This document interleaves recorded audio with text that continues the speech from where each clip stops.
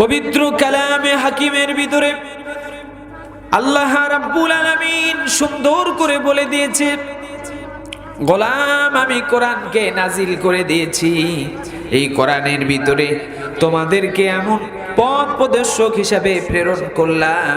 কোরআন যারা মানবা, কোরআন যারা জানবা, কোরআন যারা সিনার ভিতরে জায়গা করে দিবা, আমি আল্লাহ রাব্বুল আলামিন তোমাদেরকে কোরআনের সুপারিশ গ্রহণ করে কিয়ামতের দিনে এই কোরআনটাকে তোমাদের নাজাতের ওসিলা বানায়া দেব।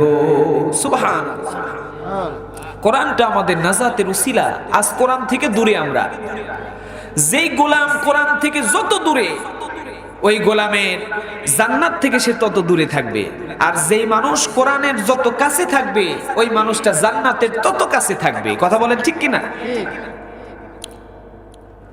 সম্মানিত আমার আব্বা জানেরা, পর্দার আড়ালের আমার মা বোনেরা, আল্লাহর কসম করে বলছি, কোরআন যদি আপনার পাথে হয়ে যায়, কোরআন যদি আপনার মহাব্বতের কিতাব হয়ে যায়, কোরআনের প্রতি ভালোবাসার কারণে আল্লাহ রাব্বুল আলামিন কিয়ামতের দিনে আপনারে মাফ করে দিয়ে দেবে। কোরআন, এক বৃদ্ধ মানুষ কোরআন পড়তে পারে না। আমরা অনেকে আছি কোরআন পড়তে পারি না, তবে কোরআন কিছু সূরা মুখস্থ আছে না নাই বলেন?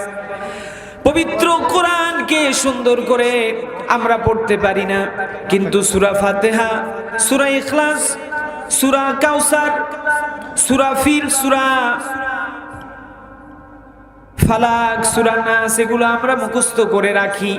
কারণ নামাজ পড়তে গিয়া পুরা কোরআন প্রয়োজন হয় না। যেই কয়টা আয়াত, যে কয়টা সূরা প্রয়োজন, ওই কয়টাই শুধু মুখস্থ করে আপাতত নামাজটা আদায় করে নেই। কিয়ামতের দিনে মুসিবতের সময় আল্লাহ রাব্বুল আলামিন, কিয়ামতের দিনে মুসিবতের সময় আল্লাহ রাব্বুল আলামিন জান্নাতি মানুষদের নাম ঘোষণা করবেন, আর বলা হবে, যারা জান্নাতে যাবা তোমাদের উপহার হিসাবে জান্নাতের ভিতরে বড় বড় বিল্ডিং রেখে দিয়েছি। দুনিয়ার কোনো বিল্ডিং নয়, ইট পাথরের বিল্ডিং নয়। আল্লাহ জান্নাতের ভিতরে যেই বিল্ডিং দেবেন, ওই বিল্ডিংটা হবে স্বর্ণ দিয়া বানানো, হীরা দিয়া বানানো, জহরত দিয়ে বানানো। ঘোষণা হবে, আজকে জান্নাতের ভিতরে যারা যে কয়টা আয়াত কারিমা তেলাওয়াত করতে পারবে, আমি আল্লাহ রাব্বুল আলামিন সেই ওই গোলামের নামে সেই কয়তলা জান্নাতটা উপহার দিয়া দেব। বলেন তো, যে কয়টা আয়াত পড়বে সেই কয়তলা বিল্ডিং পাবে। এখন আমি আপনি শুধু সূরা ফাতিহা 4টা সূরা পারি, তাহলে আমাদের বিল্ডিং ছোট হবে না বড় হবে? ছোট হবে। আর যারা পুরা কোরআন মুখস্থ করে হাফেজ সাহেব যারা, তাদের বিল্ডিংটা কত বড় হবে চিন্তা করতে পারছে? বলবেন, হুজুর আমরা একজন করে মানুষ, আর আমাদের বিবি অথবা হুর গেলমান থাকবে, এত বিশাল বাড়ি কি করব? জান্নাতের ভিতরে যেই শান শওকাত আল্লাহ রাব্বুল আলামিন দেবেন, ওয়াদা করেছেন, এই ওয়াদা আল্লাহ রাব্বুল আলামিন পূরণ করে দেবেন। আর জান্নাতে মানুষের কোনো কিছুর কম হবে না, বেশি হবে শুধু। আমার আব্বা জানেরা, মুরব্বী, কোনদিন কোরআন শরীফ পড়তে পারে না, পড়তেও জানে না। তাবলীগ জামাতে মানুষ যায় কি যায় না বলেন? 3 দিনের জন্য যায়, এক চিল্লা দিতে যায় 40 দিন, অথবা 3 চিল্লা দিতে যায়, অথবা 1 বছরে 1 সাল দিয়ে আসে। ও আমার আব্বা জানেরা, বিশ্বাস করেন, যারা তাবলীগে যায়, কোনো কিছু যদি সে নাও পারে, তাবলীগে যাওয়ার কারণে ওই গোলাম দেখবেন কিচ্ছু পারতো না, 1 চিল্লা দিয়ে সে অন্তত পক্ষে সূরা ফাতিহার সাথে 4টা সূরা মুখস্থ করে বাড়িতে ফিরে আসে। দরুদ শরীফ শিখে আসে, দোয়া মাসুরা শিখে আছে। তেমনি ভাবে এক বৃদ্ধ 60-70 বছরের এক বৃদ্ধ বাপজান কোরআন পড়তে পারে না। হুজুরের ওয়াজ শুনে মনটা গলে গেছে, নিয়ত করেছে বাড়ির পাশে যে মাদ্রাসা আছে, মাদ্রাসায় অন্তত পক্ষে আমি কোরআনটা এই বয়সে শিখতে চাই। হুজুরের কাছে গিয়ে বলে, হুজুর, ও হুজুর, আমার একটু কোরআন শিখান। কোরআন শিখতে চায়, কোরআন শুনতেও মজা লাগে, কোরআন পড়তেও মজা আছে না নাই বলেন? পবিত্র কোরআন যত পড়বেন ঈমান তত বাড়তে থাকবে। কোরআনের আয়াত যত পড়বেন আল্লাহ পাক আপনার ঈমানের অবস্থা তত বাড়ায়া দেবে। কোরআন যত পড়বেন ঈমান তত কি হবে? বাড়তেই থাকবে। মুরব্বি চিন্তা করলো, দেরি করো না, হুজুর আমারে কোরআন শিখান। 60 বছর বয়স হয়ে গেছে, কোন সময় জানি মালাকুল মাউত এসে হাজির হয়ে যায়। মরণের কোন সময় সীমা আছে নাকি আব্বা জানেরা? কোন সময় হায়াত ফুরিয়ে যাবে, আজরাইল এসে হাজির হয়ে যাবে।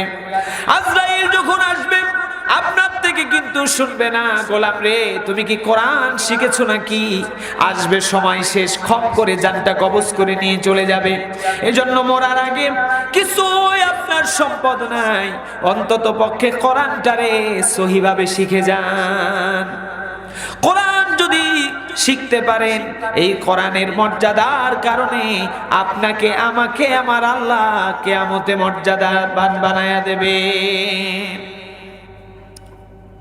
আমার নবী আপনার নবী, দো জাহানের বাদশা, এই পৃথিবীতে উনি ওনার মর্যাদা আগের থেকেই আছেন, পরেও উনি মর্যাদা পান। আল্লাহর পরে আমার রাসূলের মর্যাদা, কথা বলেন ঠিক কিনা? নবীজি মুহাম্মদুর রাসূলুল্লাহ, আরবের নবী, মদিনার নবী, ওনার মর্যাদা আল্লাহ রাব্বুল আলামিনের পরে নবীজির মর্যাদার কোনো তুলনা নাই। আল্লাহ পাক তারপরেও দীর্ঘ বয়স যখন 40, আল্লাহ নবীর বয়স যখন 40 বছর, নবীজির কাছে কোরআন নাজিল হচ্ছে।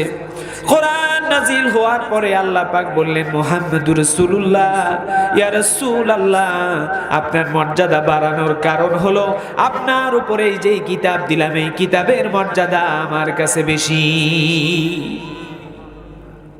এই মর্যাদার কথা শুনে মুরব্বি চিন্তা করলো তাহলে কোরআন শেখা লাগবে। হুজুরের কাছে গিয়ে বলল, হুজুর আমার জবান তো আর আগের মতো নাই, বলেন তো 50-60 বছর বয়স হলে আর কি হুজুরদের মতো সুন্দর করে তেলাওয়াত করা যায় কি? ছোট্ট একটা বাচ্চা কোরআনের হাফেজ হয়েছে, তেলাওয়াত করবে আর রহমানু আল্লামাল কোরআন খালাকাল ইনসান আল্লামাহুল বায়ান আশ-শামসু ওয়াল কমারু বিহুসবানি ওয়ান নাজমু ওয়াশ-শাজারু ইয়াসজুদান।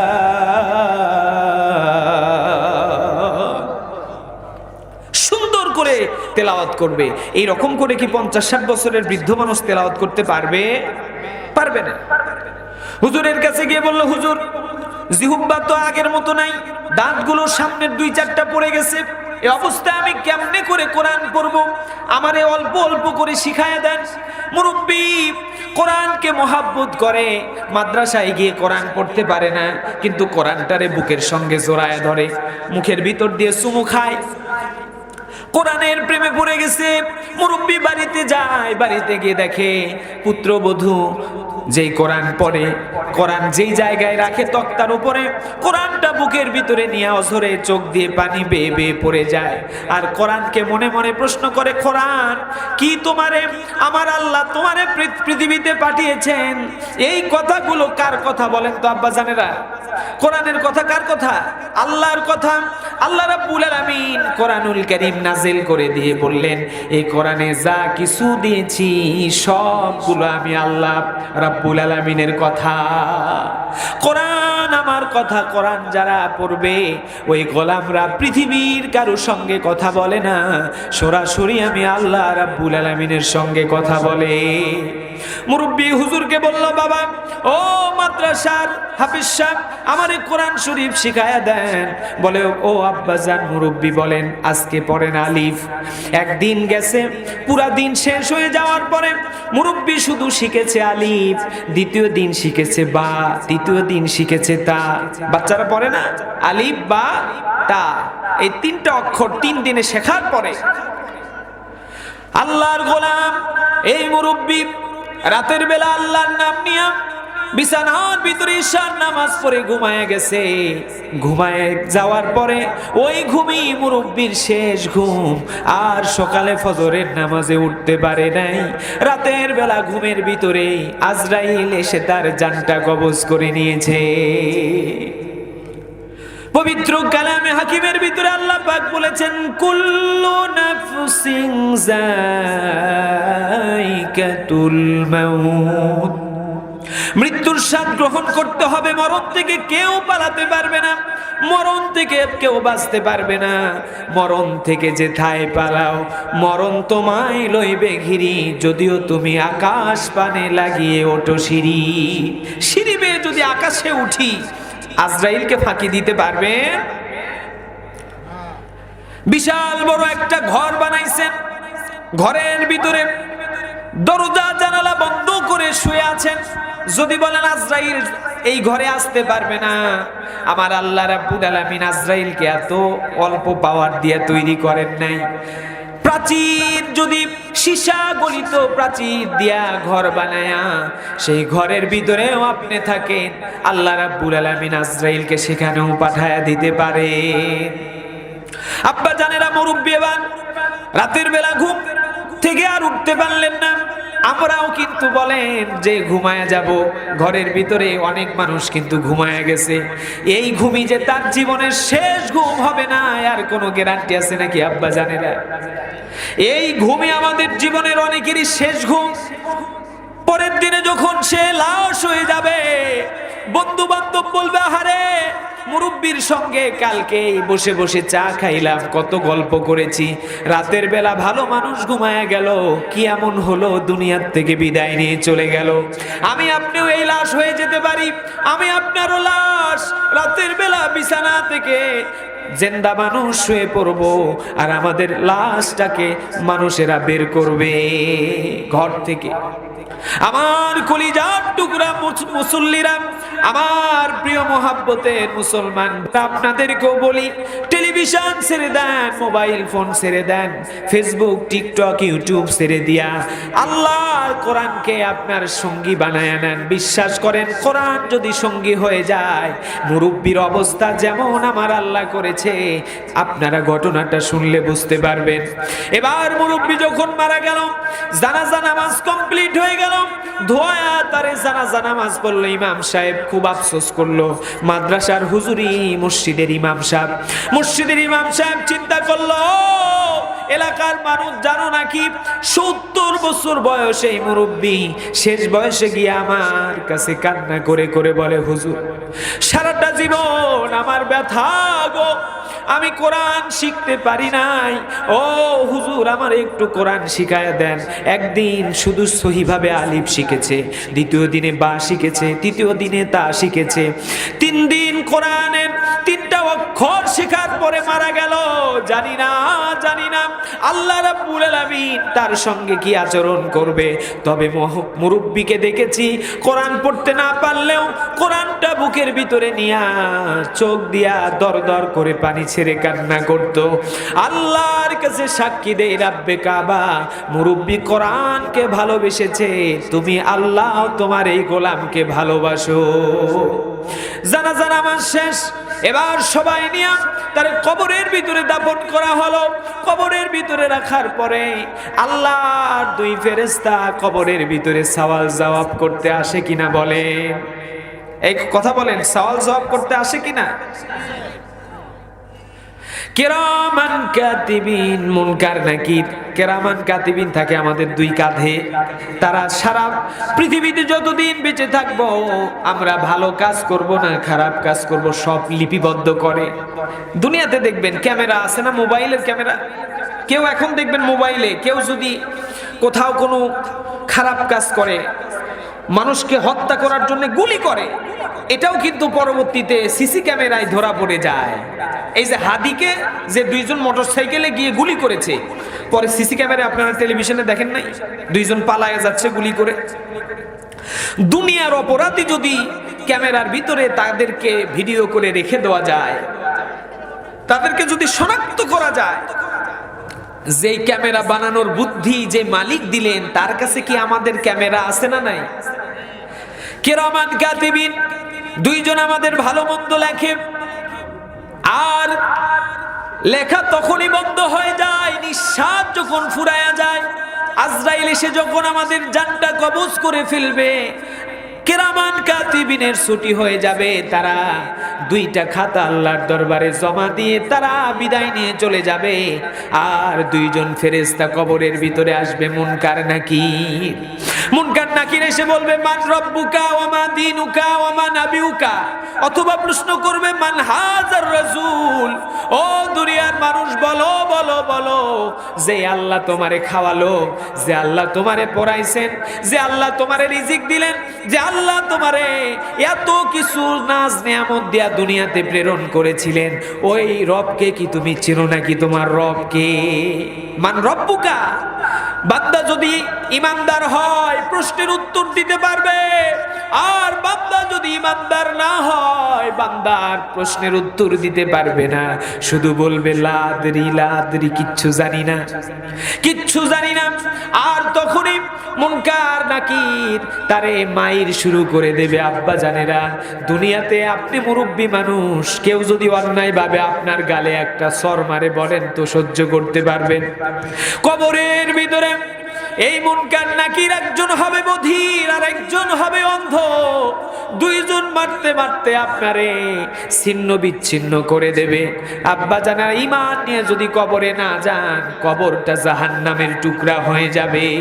আর ঈমান নিয়ে যদি কবরে যান, কোরআন প্রেমিক হয়ে যদি কবরে যান, নবীর আশেক হয়ে যদি কবরে যান, নবীর ভালোবাসার মানুষ হয়ে যদি কবরে যান, কবরটা আল্লাহ পাক আপনার জান্নাতের বাগান বানায়া দেবে। সুবহানাল্লাহ। আর যদি জাহান্নামী মানুষ হয়ে কবরে যান, নবীর দুশমন হয়ে যান, কোরআনের দুশমন হয়ে কবরে যান, কবরটা জাহান্নামের টুকরা হয়ে যাবে। মুরব্বিরে যখন দাফন করা হলো, মাটি দিয়ে চলে আসলো সবাই। মুনকার নাকির এসে প্রশ্ন করে, মুরব্বি, ও মুরব্বি বলো, মান রব্বুকা। মুরব্বি প্রথম প্রশ্নের উত্তর হবে রব্বি আল্লাহ। প্রথম প্রশ্নের উত্তর কি হবে? রব্বি আল্লাহ। আমার রব কে? সবাই একটু আওয়াজ দেয়। আল্লাহর সাথে দুশ্মনী আছে? আল্লাহর নাম বলেন না। আমাদের রব কে? আমাদের পালন কর্তা কে? আল্লাহ রাব্বুল আলামিন তার ফেরেশতার মাধ্যমে সওয়াল জবাব নেবে, বলবে মান রব্বুকা। মুরব্বি বলতেছে প্রশ্নের উত্তর আলিফ। কি দিয়েছে? আলিফ। কারণ উনি আরবি শিখছে তিনটা অক্ষর। একদিন শিখেছে আলিফ, দ্বিতীয় দিন শিখেছে বা, তৃতীয় দিন শিখেছে তা। তিনটা প্রশ্ন, তিনটা। মুরব্বি বলেন, তোমরা প্রশ্ন করেছো মান রব্বুকা, প্রথম প্রশ্নের উত্তর আলিফ। তোমরা প্রশ্ন করেছো মান দিনুকা, তোমার দিন কি? আমার দিন কি? আমি এটা বুঝি না, তবে আমার কাছে এই প্রশ্নের উত্তর হলো বা। আর ওমা নাবিউকা, তোমার নবীকে এই প্রশ্নের উত্তর হলো তা। মুরব্বি মানুষ, কম জানা মানুষের কিন্তু প্রশ্নের উত্তর একটাই হয়। কথা বলেন ঠিক কিনা? তারা বুঝে কম, কিন্তু কথা কম বলে। আর যারা দেখবেন দুনিয়াতে আছে এমন অনেক মানুষ, কিছু চালাক মানুষ আছে, কম বুঝলেও বেশি কথা বলে। এই মানুষগুলো মানুষদেরকে বুঝাইতে চায় তারা অনেক কিছু বোঝে, কিন্তু এই মানুষগুলো সবচাইতে বেশি বোকা। মুরব্বি এবার চিন্তা করলাম, আমার তো পিল নাই, আমার তো তেমন কোনো কিছু জানা নাই, কি প্রশ্নের উত্তর দেব? তিনটা অক্ষর দুনিয়াতে শিখেছি, তিনটা অক্ষরের কথাই বলে দিলেন। আসলে প্রশ্নের উত্তর হবে মান রব্বুকা, বলবে রব্বি আল্লাহ, ওয়া মা দীনুকা, দীনুল ইসলাম। দিন কি বলেন? আমাদের দিনের নাম ইসলাম।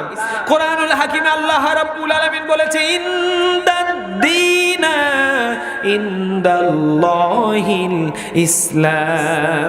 আল্লাহর মনোনীত ধর্মের নাম হলো ইসলাম। আমরা ইসলাম ধর্মের মানুষ। আমরা আল্লাহ বিশ্বাস করি, নবী বিশ্বাস করি, কোরআন বিশ্বাস করি, জান্নাত বিশ্বাস করি, জাহান্নাম বিশ্বাস করি। কথা বলেন ঠিক কিনা? আল্লাহর জান্নাত যদি বিশ্বাস না করতাম, এত রাত পর্যন্ত এই কঠিন শীতের ভিতরে বসে বসে কোরআনের কথা শোনার জন্য অপেক্ষা করতাম না। ও আমার আব্বা জানেরা, ও পর্দার আড়ালের মা বোনেরা, আল্লাহর গোলামকে প্রশ্ন করা হলো তিনটা প্রশ্নের উত্তর দিল আলিফ বা আর তা। তিনটা প্রশ্নের উত্তর দেওয়ার পরে এবার এই মুনকার নাকির বলে, বাবারে এত জীবন পর্যন্ত কত কবরে গেলাম, প্রশ্নের উত্তর পারলে তো তিনটা সুন্দর করে প্রশ্নের উত্তর দিয়েছে, আর না পারলে বলেছে লাদরি, কিছুই জানি না। কিন্তু আজকে আমরা অবাক হয়ে গেলাম, এত আনকমন প্রশ্নের উত্তর তো কোনোদিন শুনি নাই, এরকম প্রশ্নের উত্তর তো কোনোদিন কেউ দেয় নাই। এবার মুনকার নাকির বলে, মুরব্বি ও আল্লাহর বান্দা, প্রশ্নের উত্তর তো এটা হবে না। বলে, আমার যা জানা আছে আমি সেটাই বললাম, পছন্দ হলে উত্তর নাও, না হলে তোমাদের সাথে আমার আর কোনো কথা নাই। আল্লাহর পক্ষ থেকে ইলহাম আসলো, আল্লাহর পক্ষ থেকে আওয়াজ আসলো, কবরের ভিতরে ফেরেশতাদেরকে বললো, ফেরেশতারা রে, ছেড়ে দে আমার গোলামকে ছেড়ে দে।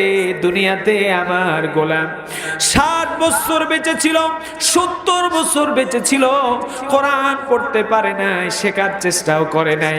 মৃত্যুর 3 দিন আগে মাদ্রাসায় গিয়া 3টা কোরআনের অক্ষর শিখেছে।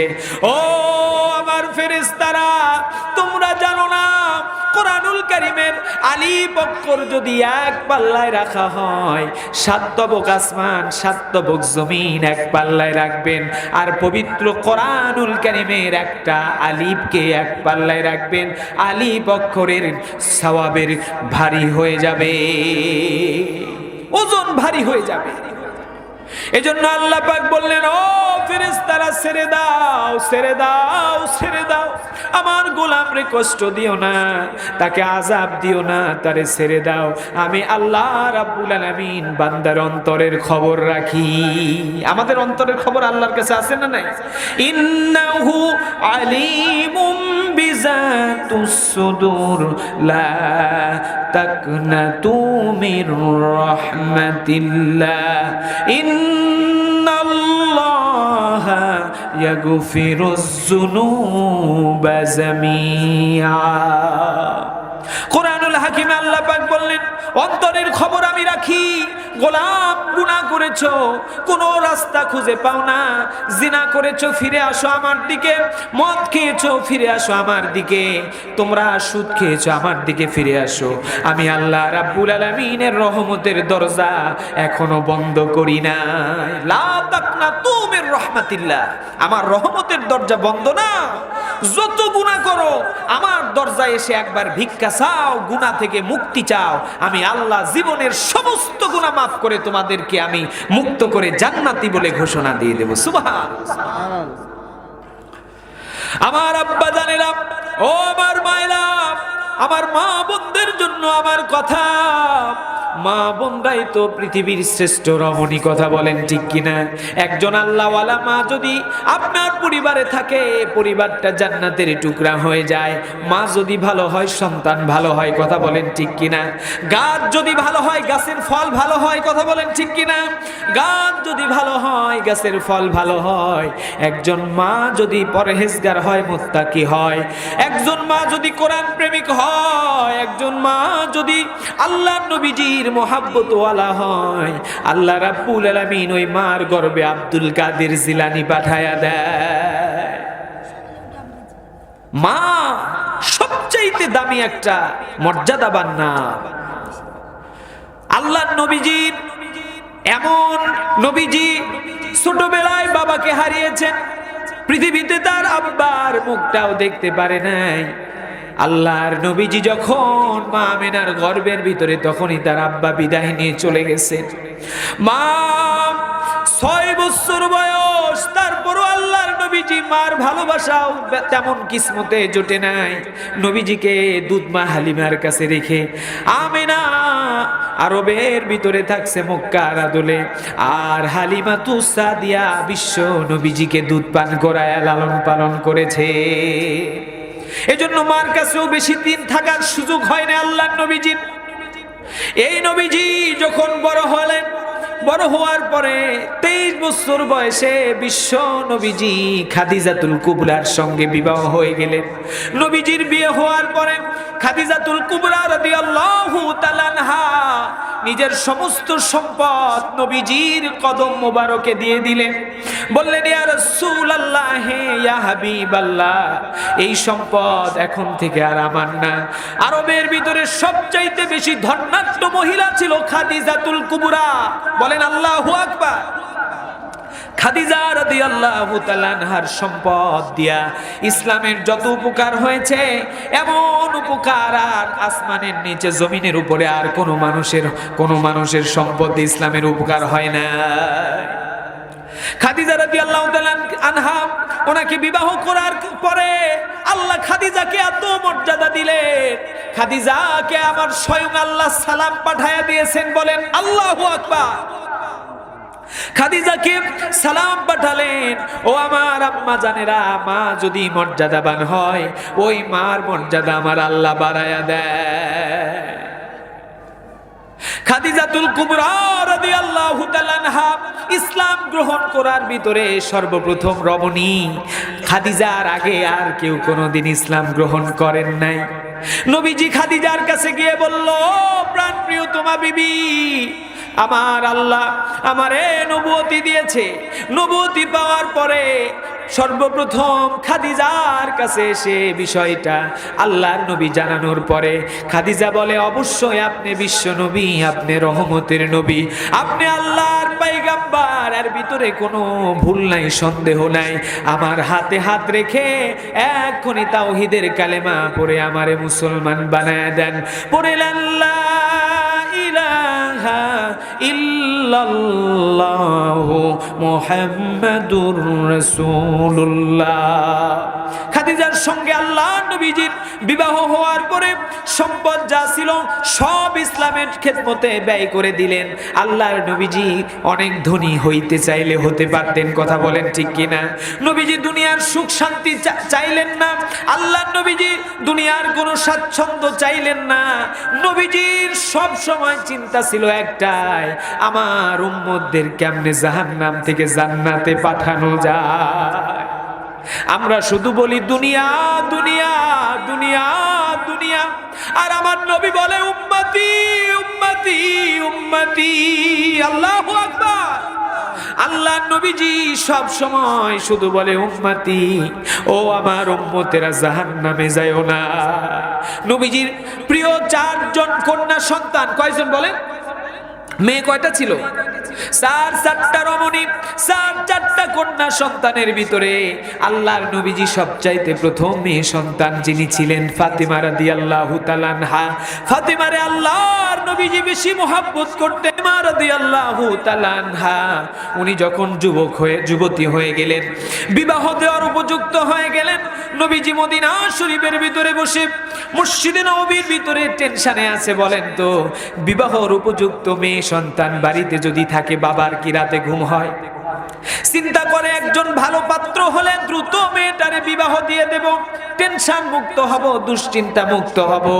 ও আমার আব্বা জানেরা, আমার নবী, আপনার নবী নিজের কলিজার টুকরা ফাতিমার জন্য মেয়ে তালাশ, ছেলে তালাশ করছে। আরবের ভিতরে সবচাইতে ধনাঢ্য মানুষ এসে আল্লাহর নবীজির কলিজার টুকরা, আল্লাহর হাবিবের কলিজার টুকরা ফাতেমার বিবাহের সম্বোধন দেয়। নবীজি তো দুনিয়া দেখে না, নবীজি আখেরাত দেখে নিজের মেয়ের বিবাহ দেবে। যার ইলম বেশি, আমল বেশি, ধন সম্পদ কম হলেও অসুবিধা নাই, কথা বলেন ঠিক কিনা? ধন দেখে মেয়েরে বিয়ে দিলেন, 2 মাস টিকতে পারল না, ধন সম্পদ দিয়ে লোভে পড়ে বিয়ে দিয়েছেন। সারা দিন সারা রাত মেয়ের উপর অত্যাচার নিপীড়ন করে।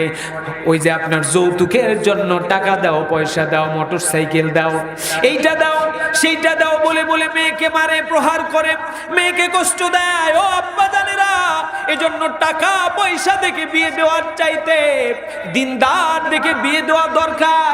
দিনদার জামাই যদি আপনার নসিবে হয়ে যায়, ওই মেয়ে আপনার বাড়িতে যেমন যত্নের ভিতরে ছিল, পরের বাড়ি জামাইয়ের বাড়িতে গিয়েও রাজরানী হয়ে থাকবে।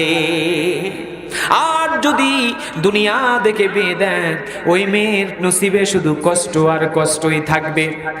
আল্লাহ নবীজিও নিজের মেয়ের ক্ষেত্রে বাছাই করছেন, বিভিন্ন এলাকার ভিতরে খবর পাঠালেন, দিনদার কোনো ছেলে যদি তোমাদের খোঁজে থাকে আমার দরবারে পাঠায় দিও।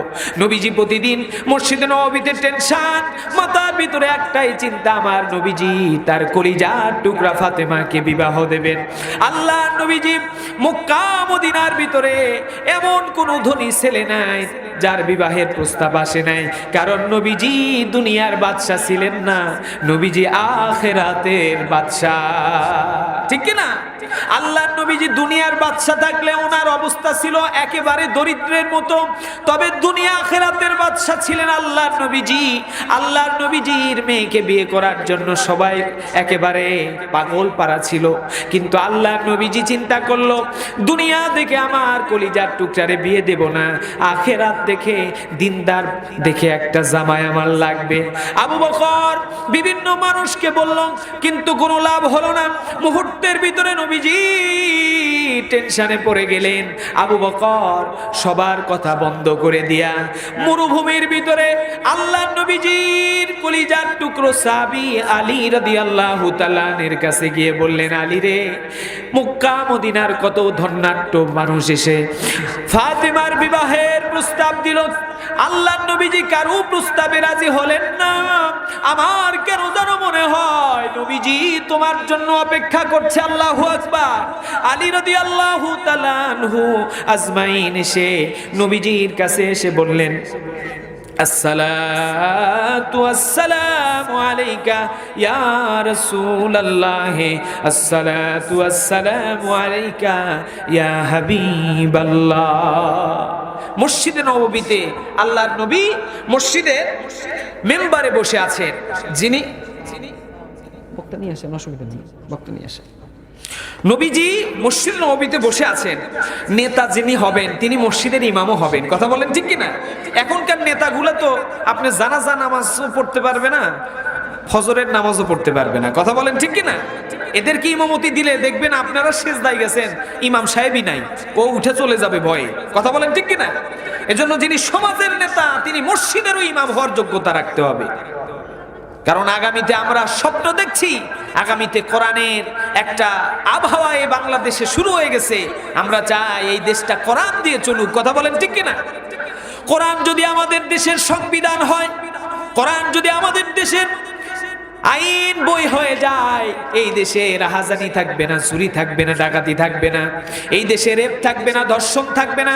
এই দেশে কোরআন দিয়া যদি রাষ্ট্র চলে, কোরআন দিয়া যদি জজ কোর্ট করে, সুপ্রিম কোর্ট যদি কোরআনের আইন দিয়া বাস্তবায়িত করা হয়, আল্লাহর কসম করে বলছি, কোরআন যদি আমাদের আইন বই হয়ে যায়, দুনিয়ার ভিতরে বাংলাদেশে আর কোনো অপরাধ থাকবে না।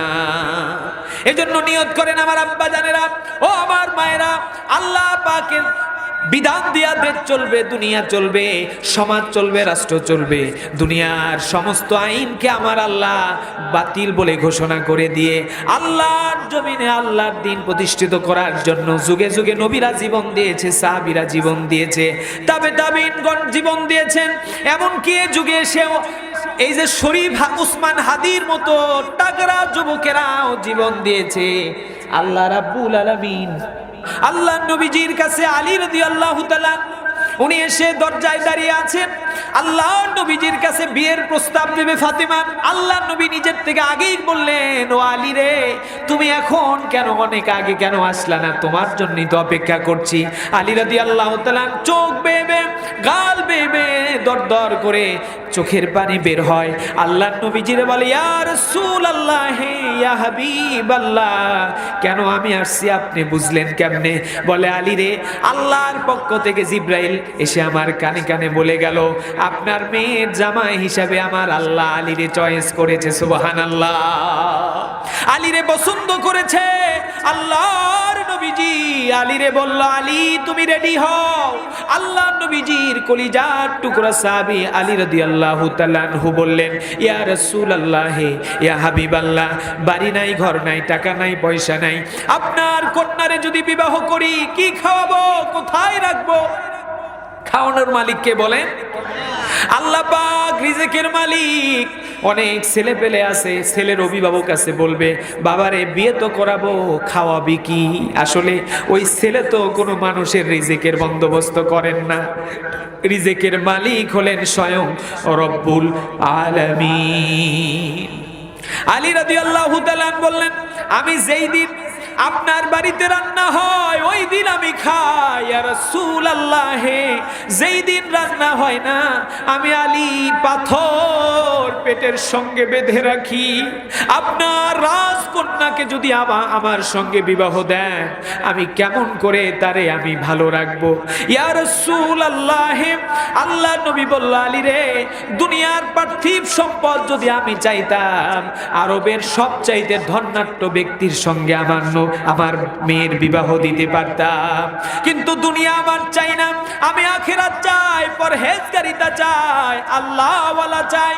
ও আলী, চিন্তা করো না, টেনশন করো না, তোমার রিজিকের ব্যবস্থা আল্লাহ করবে, তুমি বিবাহে রাজি হয়ে যাও।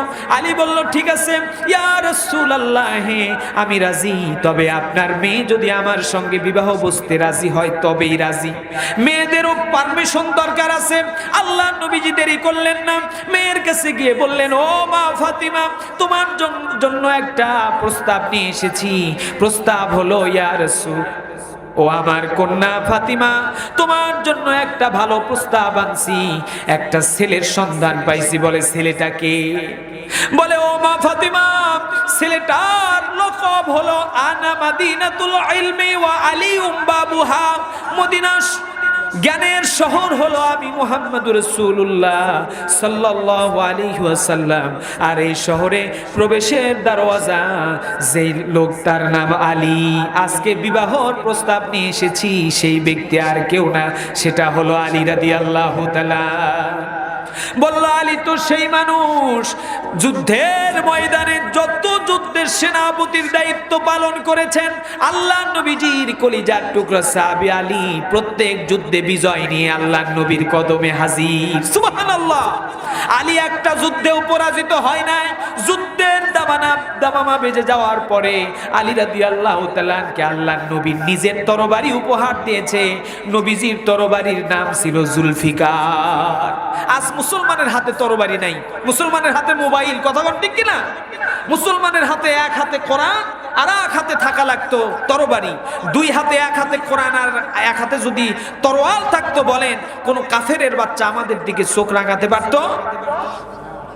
আজ আমরা আমাদের ঐতিহ্য হারিয়ে ফেলেছি। আলী রাদিয়াল্লাহু তাআলা আনকে বললেন, আল্লাহর নবীজি, ও আমার কলিজার টুকরা আলী, যদি ফাতেমারে বিবাহ করতে চাও মোহরানা দেয়া লাগবে। মোহরানা যদি না দাও, আমি কিন্তু তোমার সঙ্গে ফাতেমার বিবাহ দিতে পারবো না। আলী রাদিয়াল্লাহু তাআলা কান্না করতে করতে বললেন, ইয়া রাসূলুল্লাহ, আমি গরীব, আমার কাছে তো পার্থিব সম্পদ নাই। ইয়া রাসূলুল্লাহ, কেমন করে আপনার কন্যার মোহরানা দেব? আল্লাহ নবীজি বলল, তোমার কাছে দুনিয়ার সম্পদ না থাকতে পারে, যুদ্ধের ময়দানে তুমি যে ঢাল আর তরবারি ব্যবহার করো, যুদ্ধের ময়দানে শুধু এখন তরবারি ব্যবহার করবা, আর যে ঢাল আছে ঢালটা বাজারে বিক্রি করে যেই টাকা হয় ওই টাকা দিয়া আমার কন্যার জন্য মোহরানা নির্ধারণ করে দাও। আলী রাদিয়াল্লাহু তাআলা উনি গেলেন বাজারে, ঢালটা বিক্রি করলেন, টাকা পয়সা নিয়ে এসে আল্লাহর নবীজির কদম মুবারকে রাখলেন। আল্লাহর নবী নিজে কাজী হইয়া, নিজে হুজুর হয়ে ফাতেমা রাদিয়াল্লাহু তাআলা আনহা আর হযরতে আলী রাদিয়াল্লাহু তাআলা আনহু দুইজনের বিবাহ দিয়ে তাদের জন্য দোয়া করে দিলেন। সুবহানাল্লাহ।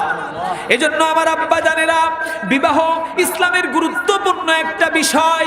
বিবাহ যদি ভালো হয়, বাবা মাকে না বলে অনেক ছেলে মেয়ে বিবাহ করে, কি করে না? দেখবেন বিবাহ করে, বিবাহ বের হয়ে গেছে, ছেলে মেয়ে পছন্দ করে, বাবা মারে না বলে বের হয়ে গেছে।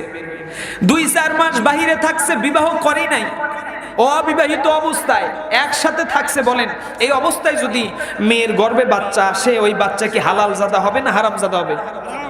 হারামজাদা হবে। বাংলাদেশে হারামজাদার সংখ্যাই বেশি হালাল জাদার চাইতে, কথা কোন ঠিক কিনা? কারণ বিয়ে করতে তো বাপ মা লাগে না, এখন বাবা মা ছাড়া ছেলে মেয়ে বিবাহ করতে পারবে না। বলবেন যে হুজুর অনেক সময় দেয় না। আরে ভাই, আপনার মঙ্গল কিসে? আপনার চাইতে আপনার বাপ মা বেশি ভালো জানে। কথা বলেন ঠিক কিনা? মনে করে যে আমরাই বেশি ভালো বুঝি বাপ মার চাইতে। তোমারে 18-20 বছর তোমাকে খাওয়ায়া দাওয়ায়া জামা কাপড় কিনে দিল, স্কুল কলেজে পড়াইতে পারলো, যে বাপ মা এত কিছু করার পরেও সেই মানুষ তোমাদের ভালো বুঝলো না। তুমি এত বড় বয়স হয়ে গেছে, 20 বছর হয়ে গেছে, চোখ কান খুলে গেছে, আর তুমি এখন বুঝতেছো তোমার মঙ্গল তুমি বুঝতেছো। এজন্য আল্লাহ পাক বলেছেন, বাবা মার অবাধ্য সন্তানরা আল্লাহর জান্নাতে প্রবেশ করবে।